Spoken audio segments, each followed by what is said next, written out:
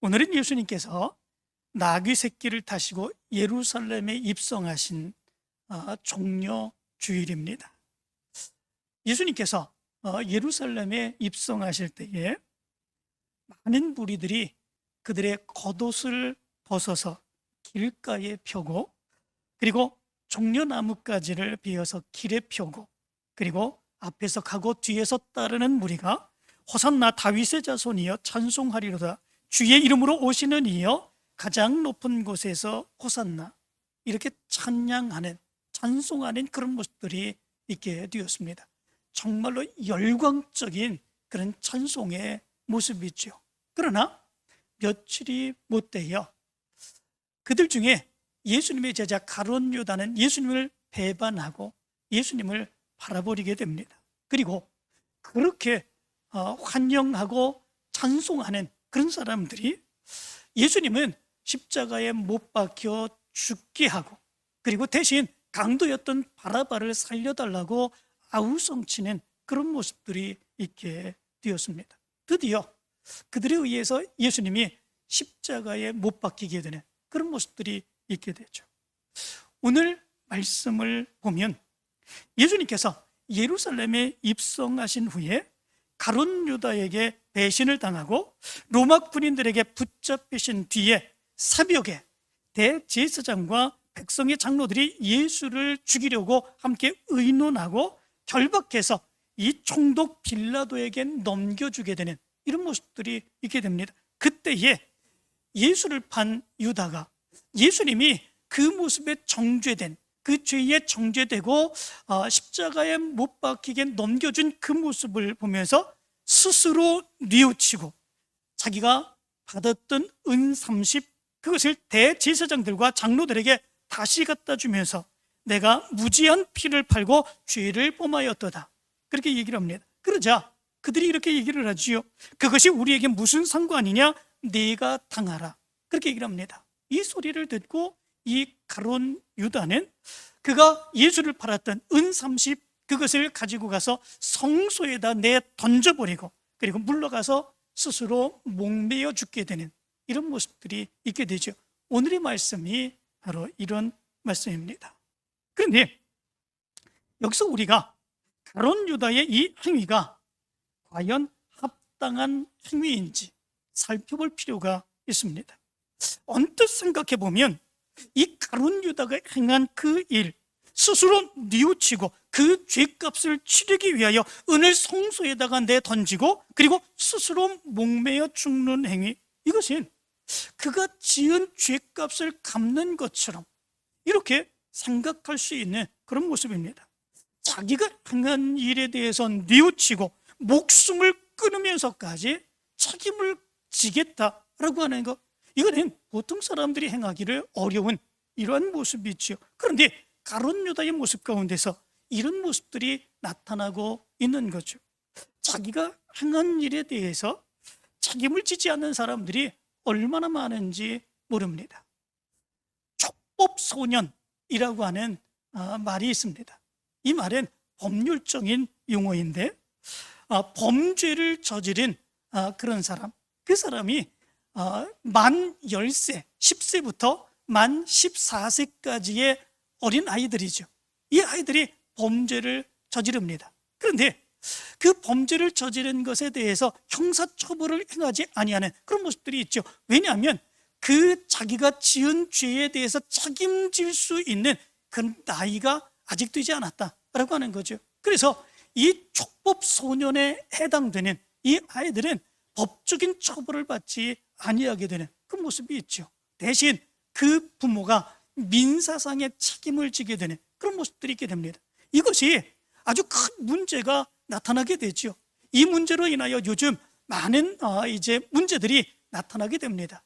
이 촉법 소년들이 자기네들이 지은 그런 죄 아무렇지도 않게 생각을 하지요. 그리고 작은 죄를 지으면서 또 점점 더 큰 죄를 범죄하는 이런 모습, 어떤 면에서는 어른들이 짓는 그런 죄들보다도 더 큰 죄를 짓는 이런 모습들이 그들의 모습 가운데 있는 것을 보게 됩니다. 무엇 때문에 이런 일들이 일어나게 됩니까?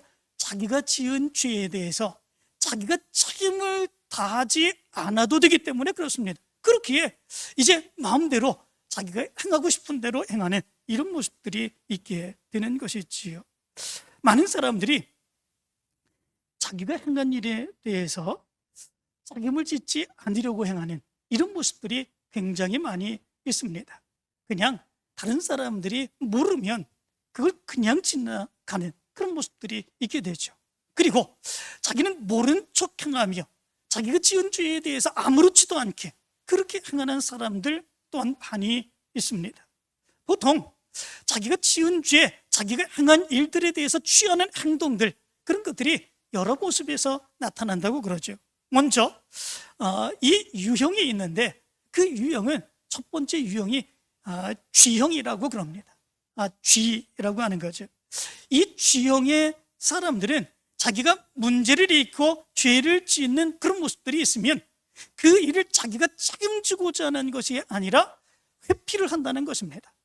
도망간다는 것이죠. 그래서 나도 모른다 생각하며 이렇게 지내는 그런 모습들이 있답니다. 이것이 G형이라고 그럽니다. 두 번째는 토끼형이 있다고 그럽니다. 이 토끼형은 자기가 죄를 지었습니다. 자기가 문제를 일으켰습니다. 이것에 대해서 너무나도 두려워합니다. 공포를 느낍니다. 어쩔 줄 몰라 하는 그런 모습들이 있습니다. 그런데 책임지는 것은 아닙니다. 두려워만 할 뿐이죠. 세 번째 유형이 있답니다. 이 유형은 원숭이형이라고 그럽니다. 이 원숭이형은 안절부절하는 부산하게 수다를 떠는 이런 모습처럼 행하는 모습들이 있다고 그럽니다. 이리저리 원숭이들이 뛰어다니는 그런 모습처럼 이게 자기가 죄를 짓고 문제를 일으키고 요란하게 이렇게 저렇게만 행하고 뒤치다거리를 행하는 것처럼 행하지만 결국은 아무것도 행하지 않는 그런 모습들이 있다는 거죠. 그리고 마지막 네 번째 유형이 있는데 그것은 멧돼지형이라고 그럽니다. 이 멧돼지형은 우직하게 소신 가지고 자기가 지은 것, 자기가 행한 것, 그것은 끝까지 책임지며 자기가 감당하기를 원한다고 그럽니다. 어떤 일에 대해서 또는 죄에 대해서, 문제에 대해서 그가 행한 것에 대해서 책임지고자 하는 그런 모습들이 이렇게 많은 모습들로 나타나고 있는 것을 보게 됩니다. 그 책임을 지고자 하는 사람들이 그렇게 많지 않은 것을 보게 됩니다. 그러면 가룟 유다는 어떤 것 같습니까? 언뜻 보면 가룟 유다가 책임을 지는 것 같지 않습니까? 책임지면서 자기가 지은 그 죄에 대해서 뉘우치고 그건 잘못된 그런 모습들이라 생각하며 스스로 생명을 끊음으로 인하여 그 책임을 지고자 하는 그런 모습들인 것 같습니다. 그런데 가만히 생각해 보면 그것은 책임을 지는 모습이 아닌 것을 우리는 알 수 있게 됩니다. 그것은 자기의 책임을 회피하는 것이지 책임을 지는 것이 아니다 라고 하는 것이죠. 책임을 진다면 끝까지 그가 그 책임을 어떻게 해야 될 것인지 그가 감당하는 그런 모습들이 나타나야 되는데, 그러나 가룟 유다는 책임지는 것 같으나 결국은 자살로 자기 생명을 끊음으로 인하여 그 어려움 그리고 죄악된 모습들, 죄값들 그것으로부터 피하게 되는 이런 모습들이 나타나게 된 거다라고 하는 것이죠. 요즘 보면 자살하는 사람들이 참 많이 있습니다. 그렇죠? 세상이 어렵게 되니까 더 많은 사람들이 자살을 합니다. 어려움 때문에 자살합니다. 그리고 어떤 경우에는 자기가 결백하다고 주장하며 자살합니다. 어떤 사람들은 모욕과 수치를 당하는 모습 가운데 자살하는 그런 모습들이 있습니다. 참으로 안타까운 그런 모습들이 있지요. 어떤 사회는 자살을 미워하는 그런 경우들도 있지요. 2차 세계대전 때 일본이 그렇지 않았습니까? 가미가제 특공대, 거기에는 무려 4천 명이나 되는 젊은 사람들, 19세, 20세 젊은 사람들에게 그런 것들을 강요하고 나라를 위해서 전적인 헌신과 희생을 강요하며 이제 비행기를 몰고 가서 미국의 함대에 떨어져 자살하게 하는 이런 모습들이 있게 됩니다. 그것이 나라를 위해서 충성하는 모습, 위대한 모습이라고 포장하며 그렇게 자살을 미워하는 그런 모습들이 있었죠. 지금도 이슬람 국가에서는 그 자살을 미워하는 그런 모습들이 있게 됩니다. 지하드라고 얘기를 하지요. 성전이라고 하는 그런 말입니다. 알라를 위하여 자기가 죽으면, 그러면 죽어서 천국에 가서 일곱 천사들에 의해서 대접을 받고 화스럽게 평안하게 산다라고 하는 거죠. 그래서 많은 젊은이들이 폭탄을 안고 알라를 위하여 폭탄을 안고 자살을 행하게 되는 이런 모습들이 있지요. 정말 잘못된 모습으로 가르침으로 인하여 그 생명들을 빼앗는 이런 안타까움의 모습들이 있습니다. 이 에밀 뒤릭갱이라고 하는 사람은 자살에 대해서 이 자살의 종류가 몇 가지가 있다고 얘기를 합니다. 첫 번째 모습이 있는데, 이거는 개인이 사회에 적응하지 못해서 죽는 이기적인 자살. 두 번째는 사회의 돌연한 변화에 충격을 받아서 죽는 무통제적 자살. 세 번째는 사회를 위하여 스스로 희생하는 이타적인 자살이 있다, 이렇게 얘기를 합니다. 그리고 세 번째 자살, 사회를 위하여 스스로 자기의 목숨을 끊고 희생하는 이 자살은 긍정적인 자살이다, 이렇게 평가를 하는 그런 모습들이 있다고 그러죠. 그런데 정말 그렇겠습니까? 자살이 아무리 좋은 것이라고 할지라도 이렇게 긍정적이고 그리고 이렇게 권면하고 이렇게 칭송할 수 있는 이런 모습들이 있는 것이겠습니까? 그러나 성경은 그렇지 않습니다. 성경은 그렇게 얘기하지 않습니다. 그렇게 된다면 가룟 유다의 이 자살의 모습도 이것도 정당화될 수 있는 이런 모습들이 있게 되는 거죠. 그러나 가룟 유다의 자살에 대해서 이 성경은 결코 바람직하지 아닌 것으로 말씀해 주고 있는 것을 보게 됩니다. 가룟 유다는 예수님께서 정죄됨, 즉 유죄 판결된 것을 보고 스스로 뉘우쳐 은 30을 대제사장과 장로들에게 도로 갖다 주면서 내가 무지한 피를 팔고 죄를 범하였도다, 이렇게 얘기를 했습니다. 그리고 스스로 뉘우쳤다, 그것에 대해서 이렇게 말합니다. 이 스스로 뉘우친다고 하는 말은 메타멜레데이스라고 하는 말인데, 이 말은 자기의 행위를 돌아보고 단순히 괴로워하며 후회하다라고 하는 의미를 가지고 있습니다. 가룟 유다는 자기가 행한 일에 대해서 후회했습니다. 괴로워했습니다. 마음 아파했습니다. 그리고 자기가 받은 그 돈을 대제사장들과 장로들에게 갖다 주었습니다. 예수님은 죄를 짓지 않았다, 이야기를 했습니다. 그러자 이 장로들과 대제사장들이 그것이 우리에게 무슨 상관이냐, 네가 당하라, 그렇게 얘기를 하자 은을 성소에 던져놓고 물러가서 스스로 목매어 죽었다, 이렇게 얘기를 해주고 있습니다. 그런 상황 가운데서 그 죄에 대해서 자기가 책임질 수 있는 거, 더 이상 할 수 있는 그런 모습들이 없겠지요. 그의 그때의 상황의 모습을 보면 이 가룟 유다의 마음의 상태가 어느 정도인가라고 하는 것들을 오늘 성경은 이렇게 얘기해 주고 있습니다. 은을 성소에 던져놓고, 이렇게 말합니다. 성소라고 하는 것이 어떤 것입니까? 이 성소라고 하는 것은 바로 제사장들만 들어갈 수 있는 그런 곳입니다. 이제 평신도들, 일반 사람들이 들어가는, 성전에 들어가는 그런 유대인의 땅, 유대인의 이제 그곳에, 거기는 들어갈 수 있지만 이 성소 제사장들만이 들어가는 그곳에는 아무나 들어갈 수 없는 그런 모습들이 있었죠. 그런데 가룟 유다는 바로 이 성소에까지 들어가게 되는 이런 모습들이 있게 되죠. 그의 마음이 얼마나 떨렸을까? 그의 마음이 얼마나 괴로운 그런 모습들이 있을까? 그 모습 가운데서 어쩔 수 없는 그런 모습 가운데에 분노하고 또 죄책감을 가지고 성소로 뛰어들어가는 이 모습, 이성을 잃어버린 바로 이 모습이 바로 이 가룟 유다의 모습인 것을 얘기해 주고 있는 것을 보게 됩니다. 그리고 던졌다, 이렇게 말씀해 주고 있습니다. 이 던진다고 하는 말은 립토라고 하는 말인데, 이 말은 내팽개치다라고 하는 의미를 가지고 있습니다. 그가 예수를 판 은 30, 그것을 가져다가 이 대제사장들과 장로들에게 그냥 준 것이 아닙니다. 말로도 할 수 없는 괴로움을 안고 이 제사장들만 들어가는 그 성소에 들어가서 그 모든 은을 집어 던진, 완전히 흩어져서 집어 던진 그런 모습들이 여기 있는 것을 보게 됩니다. 가룟 유다의 당시의 심리의 상태가 어느 정도인지를 알 수 있게 되죠. 극도로 흥분된 괴로움, 이런 모습들이 바로 이 가룟 유다의 모습인 것을 보게 됩니다. 이 모습에 대해서 이 사도행전 1장 18절의 말씀 가운데 보면 이렇게 말합니다.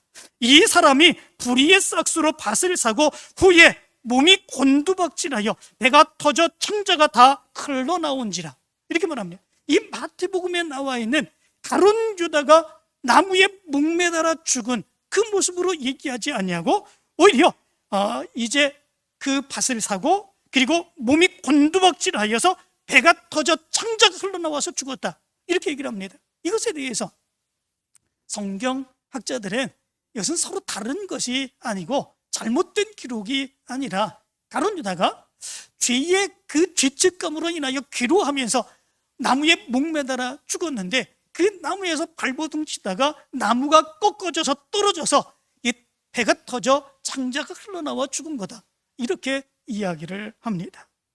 아무튼 이 가룟 유다는 이런 모습 가운데에 자살하여 죽게 되는 그런 모습들이 있게 된 거죠. 이 모습을 가지고 이 오늘 성경에는 대제사장들이 그 은을 거두면서 이렇게 얘기하죠. 이것은 핏값이라 성전고에 넣어둠이 옳지 않다, 이렇게 얘기를 합니다. 거룩한 하나님의 성전고에 바로 이 예수님을 판 돈, 이것을 넣어두는 거, 이것은 올바른 게 아니다 라고 하는 거죠. 그리고 토기장이의 밭을 사서 나그네의 묘지로 삼았다. 오늘 성경은 그렇게 얘기해 주고 있습니다. 가룟 유다의 자살의 모습, 정말 안타까운 그런 모습들이 있지요. 그리고 그가 그렇게 뉘우치면서 그것에 자기가 받은 것, 그것이 잘못된 것인지 깨닫고 그것을 돌려주려고 하고 그것이 받아들여지지 아니하니까 그 죄에 대한 책임으로 자기 생명까지 끊으며 이렇게 자기의 목숨까지도 이제 끊는 이런 모습들, 너무나도 안타까운 그런 모습들이 있죠. 그래서 어떤 사람들은 가룟 유다의 바로 이 죽음의 모습에 대해서 변명하고자 하는 그런 사람들도 있습니다.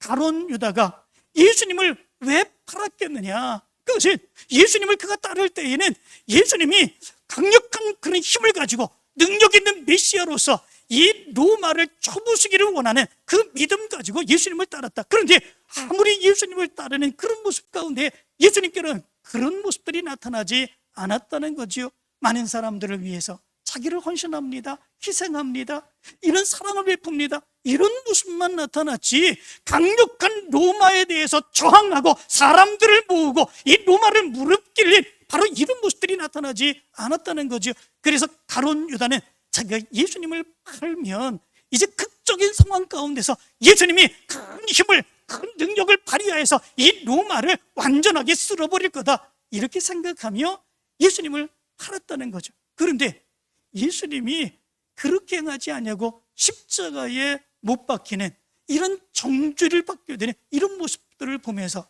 그가 너무나도 괴로워하고 고통받으며 이렇게 십자가에 받는 예수님의 그 모습을 기억하며 더 이상 견딜 수 없는 그런 모습 가운데에 자기가 자살하게 되는 그런 모습들이 있었다, 이렇게 얘기를 한다는 거죠. 가룟 유다의 그 모습에 조금이라도 변명해보고자 하는 이런 모습들이 있는 거죠. 그런데 아무리 변명하고자 하는 그런 모습들이 있다고 할지라도 가룟 유다의 이 자살의 모습들, 이거는 결코 죄에 대한 책임지는 그런 모습들이 아니다 라고 하는 것을 우리는 알 수 있게 됩니다. 가룟 유다는 자살로 인해서 죄책감에 대해서 해방될 수는 있었을지 모릅니다. 그러나 더 큰 하나님의 진노가 있다고 하는 사실, 이 사실을 가룟 유다는 생각하지 못했던 거죠. 자기의 생명을 스스로 끊는 행위, 이것은 성경에서는 하나님의 권한을 침해하는 일이라고 말씀해 주고 있습니다. 짐승의 생명을 해하는 것, 그 책임은 누구에게 있습니까? 짐승의 생명을 해할 수 있는 권한, 그것은 하나님이 사람에게 주셨습니다. 그래서 그 사람이 짐승을 해하고 그 짐승을 사람의 먹을거리로 삼게 하시는 그런 모습들이 있었죠. 그래서 짐승은 우리가 잡아서 우리의 먹거리로 삼을 수 있죠. 그러나 사람의 생명은 그렇지 않습니다. 사람의 생명의 권한은 사람에게 있지 않습니다. 오직 하나님께만 있습니다. 그래서 아무리 고통스럽고 힘든 모습이 있다고 할지라도 다른 사람들의 생명을 죽여서는 안 됩니다. 그리고 아무리 힘들고 어려운 모습이 있다고 할지라도 자기의 생명을 스스로 끊어서는 안 됩니다. 왜냐하면 그 생명을 끊을 수 있는 권한은 하나님께만 있기 때문에 그렇습니다. 그런데 그가 자살을 합니다. 자살을 행한다고 하는 것은 하나님의 권한을 침해하는 그런 일이죠. 자기가 해서는 안 되는 그런 일입니다.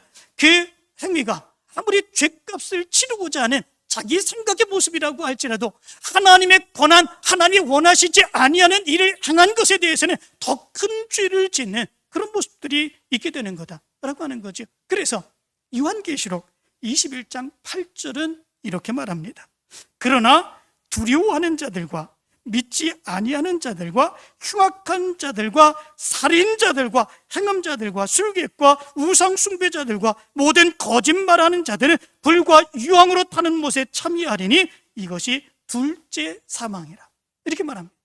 영원한 불못에 던져지게 되는 사람, 그 사람들이 어떤 사람들이 있습니까? 그 중에 살인자들과 이런 사증자들이 있습니다. 다른 사람들의 생명을 빼앗는 것만이 아니라 하나님의 주권인 하나님께서 행하셔야만, 하나님께서 부르셔야만 정당성을 가지고 있는 자기의 생명, 자기 스스로 끊는다고 하는 것, 이것은 자기의 생명에 대한 살해다라고 하는 것이요, 이것은 하나님이 원하시지 아니하는 것입니다. 그러므로 인하여 결국 그것은 하나님의 징계를 받을 수밖에 없는 그런 모습들이 있다라고 하는 것이죠. 그러므로 이 세상을 살아가면서 우리가 아무리 큰 죄를 지었다고 할지라도, 아무리 힘들고 어려운 삶의 모습이 우리의 모습 가운데 있다고 할지라도 다른 사람들의 생명을 존중하며 그 생명을 빼서는 안 됩니다. 그리고 우리의 생명도 스스로 끊어서는 안 됩니다. 그것은 하나님이 원하시는 것이 아닙니다. 아무리 나라를 위해서 그렇게 행한다고 할지라도 그것이 정당화될 수 없는 그런 것들이다라고 하는 것이죠. 그러면 이 시간 이런 것을 생각해 보게 됩니다. 우리가 지은 그 죄에 대해서 우리가 그러면 어떻게 책임질 수 있는가? 라고 하는 거죠. 그 죄에 대해서 우리가 책임지고 우리가 살아가는 그런 모습들이 있어야 되는데, 그 죄 지은 것에 대한 우리의 책임의 활동, 행동, 그런 것들은 어떤 모습으로 나타나야 되는가라고 하는 거죠. 어떤 것이겠습니까? 자기의 생명을 스스로 끊어버리는 그런 모습들이 아니라 가장 먼저 행해야 되는 것, 그것이 있는데 그것은 회개하는 일입니다. 회개해야 되는 것이지요. 정말 자기가 지은 죄를 회개한다면 괴로워하만 하는 것이 아니라 가룟 유다처럼 스스로 목숨을 끊는 것이 아니라 하나님 앞에 나와서 회개하고 하나님 앞에 자복하고 하나님의 죄 용서함의 은혜를 구할 수 있는 모습, 이것이 우리가 행해야 되는 죄값을 치르는, 죄값에 대한 책임을 지는 우리의 모습이다라고 하는 것입니다. 후회하는 것과 회개하는 것은 완전히 다릅니다. 후회하는 것은 자기 혼자 잘못했다고 괴로워하고 그리고 자기의 삶에 대해서 어려움 속에서 자기의 삶을 끝내는 그런 일입니다. 정말 괴롭습니다. 고통스럽습니다. 어찌할 수 없습니다. 바로 그 고통스러워하는 그 모습이 바로 후회이죠. 그러나 회개는 그렇지 않습니다. 회개는 자기의 마음속에 괴로움만 갖는 것이 아니라, 끊임없이 고통스러워하는 마음만 갖는 것이 아니라 하나님 앞에 나오는 것입니다. 하나님 앞에 나와서 자기가 지은 죄를 하나님 앞에 내려놓고 고백하고 하나님의 은혜를 구하는 것입니다. 하나님의 죄의 용서함을 구하는 것입니다. 그것이 바로 회개인 것이죠. 가룟 유다는 자기가 저지른 일을 자기가 책임져 보려고 은 30을 가지고 대제사장에게 가게 되죠. 거절당합니다. 그리고 고민하다가 자살하게 됩니다. 여기에 문제가 있습니다. 그 문제는 무엇입니까? 그 가룟 유다는 이제 그것을 자기는 스스로 죄값에 대한 책임을 진다고 생각을 했지만, 그가 그의 생명을 끊음으로 말미암아 하나님으로부터 영원히 그 죄를 용서받을 수 있는 기회를 잃어버렸다라고 하는 것입니다. 이 후회는 절대로 후회하여 자살하는 그런 모습 가운데서는 영원히 용서받을 수 있는 그 기회가 이제 거기서 끝나고 차단당할 수밖에 없는 그런 모습들이 있게 되는 거죠. 그러나 회개한 사람은 그렇지 않습니다. 마음에 괴로움이 있습니다. 고통이 있습니다. 슬픔이 있습니다. 안타까움의 모습이 있습니다. 그러나 하나님께로 그 죄악의 모습을 가지고 나와 내려놓고 하나님의 용서를 구할 때에 하나님께서 용서해 주시죠. 그리고 그의 마음의 아픔과 괴로움의 모습이 깨끗하게 용서함을 받고 큰 기쁨을 얻게 되는 그런 삶을 살아가게 되죠. 가룟 유다와 베드로의 차이점이 여기 있는 것을 보게 됩니다. 가룟 유다는 어떻게 되었습니까? 괴로워하다 하다가 그 죄에 대한 책임을 자기가 지고자 하여서 결국은 자기 생명을 끊었죠. 그것으로 끝이었습니다. 영원히 그 죄를 용서받을 수 없는 그런 모습들이 되었습니다. 그러나 동일하게 베드로도 예수님께 죄를 지었습니다. 베드로가 예수님을 그렇게 따라다니며 충성스럽게 예수님의 제사의 사역을 감당했죠. 그런데 이 베드로는 예수님을 모른다고 그렇게 부인하지 않았습니까? 예수님의 마음에 큰 안타까움을 드리는 그 죄를 지었습니다. 그러나 베드로는 회개했습니다. 그가 그 죄를 깨닫고 난 뒤에 통곡하며 회개하는 그 모습이 있었죠. 그 모습 가운데 어떤 모습이 나타납니까? 하나님께서는 이 베드로의 죄를 용서해 주시고 이 베드로를 다시 제자로 삼으시며 하나님의 큰 사역을 위하여 이 베드로를 사용하시는 그 모습이 있게 된 것을 보게 됩니다. 후회와 회개한 자의 모습이 완전하게 다르게 나타나는 이런 모습들이 있게 된 것을 보게 됩니다. 그렇다면 우리는 어떻게 해야 되겠습니까? 죄에 대해서 내가 책임지는 그런 모습이 있으면 내가 어떻게 하고자 하는 그 모습이 아니라 내가 책임지고 내 생명을 끊고자 하는 그런 모습이 아니라 하나님께 나와야죠. 하나님께 나와 자기가 지은 모든 죄들을 다 토로하고 고백하고 하나님의 용서를 비는 바로 그 모습이 우리의 모습 가운데 있어야 되죠. 그럴 때에 바로 회개한 자에게 부어주시는 하나님의 용서의 은혜가 나타나게 되는 것입니다. 바로 이것이 죄값을 치르는 자의 책임 있는 행동이다 라고 하는 거죠. 여러분들에게 이 믿음의 모습이 있게 되길 간절히 축원합니다. 우리가 살아가는 삶의 모습 가운데서 이루 헤아릴 수 없는 많은 죄를 짓습니다. 그러나 그 죄악을 가지고 자책하고 뉘우치고 고래와 괴로워하고 이런 모습으로 끝나는 것이 아니라 이제는 그 죄를 안고 하나님 앞으로 달려나와 회개하며 하나님의 은혜를 체험할 수 있는 여러분들의 모습이 되길 간절히 축원합니다. 두 번째 모습이 있습니다. 자기가 지은 죄에 대해서 지어야 되는 그런 책임, 그 모습은 무엇일까? 하나님의 말씀대로 살아가는 것입니다.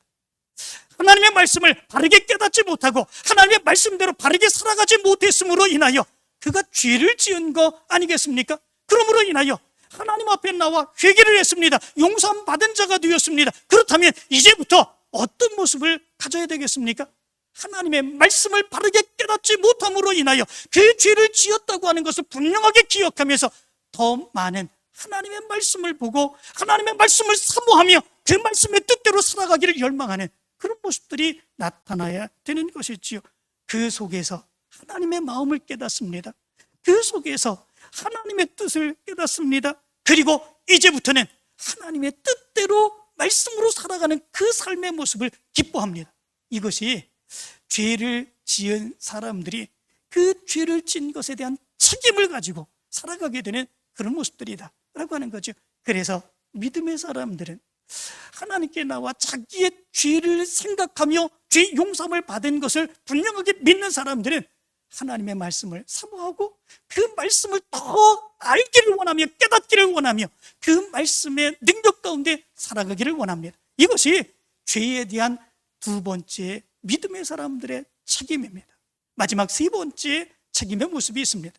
죄를 지은 그런 사람들, 죄값에 대한 책임 어떤 모습들로 나타나야 되겠습니까? 그것이 하나님께서 맡겨주신 사역, 열심으로 최선을 다해서 담당하는 일입니다. 그가 죄를 지었습니다. 정말 죽을 수밖에 없는 죄입니다. 그런데도 불구하고 용서해 주셨습니다. 그런데 그 용서의 은혜가 얼마나 크겠습니까? 가룟 유다 같으면 바로 그가 지은 죄가 너무나도 커서 뉘우치고 괴로워서 견딜 수 없어서 자기가 받은 거 성소에 집어넣고 목매달아 죽는 이런 모습들이 있었지 않습니까? 그 괴로움의 모습들. 그런데 바로 그 모습으로 회개함으로 인하여 용서해 주셨습니다. 용서해 주신 것만이 아니죠. 하나님께서는 하나님이 우리에게 원하시는 일들을 감당할 수 있도록 사역을 맡겨주셨습니다. 그렇다면 그 용서함의 모습을 믿는 사람들은 하나님이 맡겨주신 사역 어떻게 감당할까요? 그냥 대충 감당하는 것이 아니죠. 은혜의 감격 가운데 정말 최선을 다해서 뜨거운 열망을 가지고 그 사역을 감당하는 그런 모습들이 있게 되죠. 다른 사람들이 뭐라고 비난하든지 그런 거 중요하지 않습니다. 오직 하나님께서 기뻐하시는 것을 바라보면서 끝까지 충성합니다. 최선을 다합니다. 불평하지 않습니다. 맡겨주신 것에 대해서 감사하며 그 책임을 감당하고자 합니다. 이 모습이 바로 내가 죄 지은 거에 대해서 죄값을 감당하고자 하는 믿음의 사람들의 모습인 것을 보게 됩니다. 사랑하는 성도 여러분, 이제 우리가 고난주간을 맞이하게 되었습니다. 이 고난주간에 가룟 유다의 이 생리를 바라보면서 여러분들의 믿음의 모습도 한번 돌아보시기를 원합니다. 가룟 유다는 예수님을 팔고 예수님이 정죄받고 십자가에 죽게 된 것, 이것을 바라보면서 너무나도 괴로워하고 너무나도 두려워해서 자기의 목숨을 갚는 것으로 그 죄값을 자기가 책임지고자 했습니다. 그러나 그 모습은 하나님이 원하신 것이 아니었죠. 그렇다면 이 고난주간을 지나면서 우리는 우리가 지은 그런 죄에 대해서 그 죄값을 어떻게 감당하고 있는가? 가룟 유다만큼도 행하지 못하는 그런 모습들이 우리의 모습 가운데 있지는 않습니까? 그냥 아무렇지도 않게 생각하고 그냥 대충 지나가며 끝나는 것처럼 생각하며 이렇게 행하는 모습들이 우리의 모습들 아닌지요? 이 고난주간에 죄에 대한 값을 어떻게 행해야 되는가? 책임지는 모습은 무엇인가? 오늘 말씀을 통해서 분명히 깨닫고 이 한 주간의 삶이 회개하는 삶, 하나님의 말씀을 사모하는 삶, 그리고 하나님께서 우리에게 맡겨주신 그 사역들 정말로 열망하며 열정으로 그 사역을 감당해 나가는 그런 삶을 살아가게 되길 간절히 축원합니다.